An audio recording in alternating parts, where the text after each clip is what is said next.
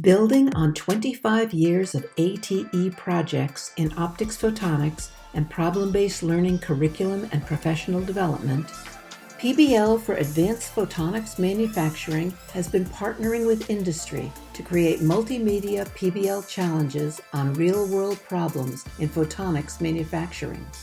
Each online challenge features videos showing a global introduction to the technology, an overview of the organization that solved the problem, a reenactment of the organization's project team learning of the problem, a password-protected brainstorming discussion to provide hints to students as needed, and a password-protected presentation of the organization's solution, allowing students to compare and contrast their own solutions.